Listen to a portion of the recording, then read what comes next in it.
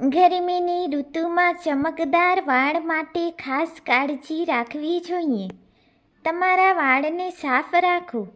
ઉનાળામાં માથાની ચામડી પર પરસેવો અને તેલ જમા થાય છે, જેના લીધે માથામાં ખોડો થાય છે. સાથે સાથ વાળમાં ખંજવાળ પણ આવે છે, જેના લીધે તમારે તમારા વાળને નિયમિતપણે શેમ્પૂથી ધોઈને સ્વચ્છ રાખવા પડશે.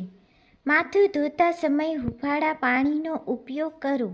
સાથે જ તમારા માથાની ત્વચાને હળવા હાથે મસાજ કરો. તમારા વાળને સૂર્યથી બચાવો. સૂર્યના હાનિકારક યુવી કિરણો તમારા વાળને ઘણું નુકસાન પહોંચાડી શકે છે, જેનાથી તે શુષ્ક થઈ જાય છે. તમારા વાળને સૂર્યથી બચાવવા માટે કેપ અથવા સ્કાર્ફ પહેરો.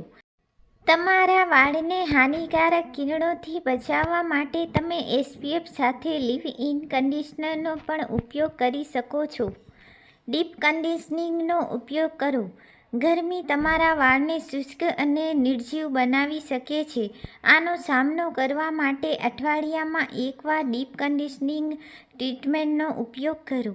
નાળિયેર તેલ, શિયા બટર અને મધ જેવા કુદરતી ઘટકોના હેર માસ્કનો ઉપયોગ કરવો, જે તમારા વાળને પોષણ અને હાઇડ્રેટ કરશે.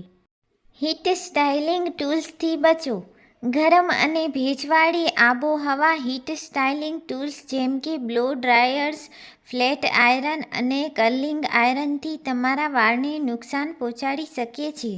ઉનાળાના મહિનાઓમાં આ સાધનોને ટાળો અને તેના બદલે તમારા વાળને હવામાં સૂકવા દો. તમારા વાળને નિયમિત રૂપે ટ્રીમ કરો. તંદુરસ્ત વાળ જાળવવા માટે નિયમિત હેરકટ જરૂરી છે. દર 6 થી 8 અઠવાડિયે તમારા વાળને ટ્રીમ કરવાથી વિભાજિત થવા અને તૂટવાથી બચશે અને તમારા વાળ સ્વસ્થ અને સુંદર દેખાશે. ઉનાળો તમારા વાળ માટે પડકારજનક સમય હોઈ શકે છે, પરંતુ આ ટિપ્સ સાથે તમે તમારા વાળને આખી સિઝનમાં સ્વસ્થ અને સુંદર દેખાડી શકો છો. તમારા વાળને સ્વચ્છ રાખવાનું યાદ રાખો. તેને સૂર્યથી બચાવો. ડીપ કન્ડિશનિંગ ટ્રીટમેન્ટનો ઉપયોગ કરો. હીટ સ્ટાઇલિંગ ટૂલ્સ ટાળો અને તેને નિયમિતપણે ટ્રીમ કરો. ફ્રીઝી વાળ માટે હેર માસ્ક. આ માટે તમારે 1 કેળું, 4 ચમચી દહીં અને 1-2 ચમચી મધની જરૂર પડશે.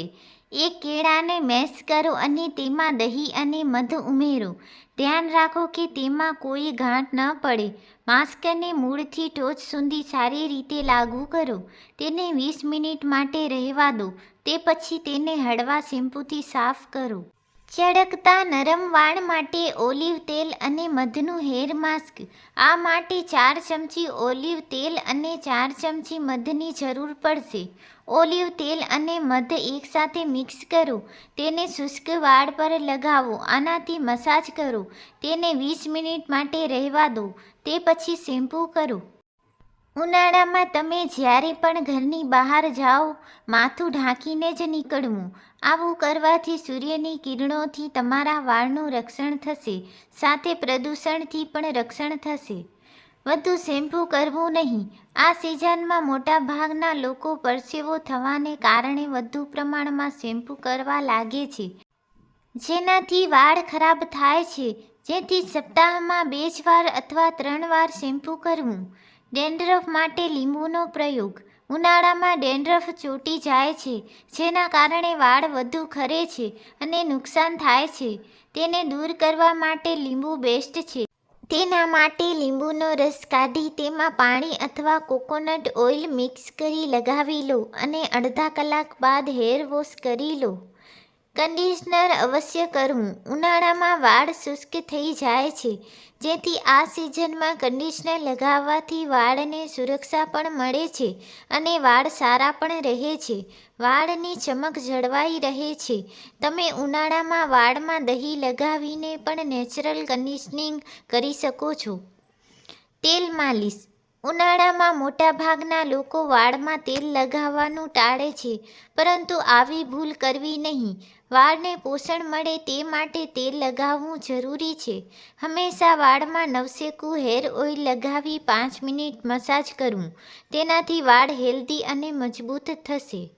વાળને ગૂંજાતા બચાવવા માટે અને તેની શુષ્કતા દૂર કરવા માટે જોજોબા ઓઇલ લગાવી હલકી માલિશ કરો.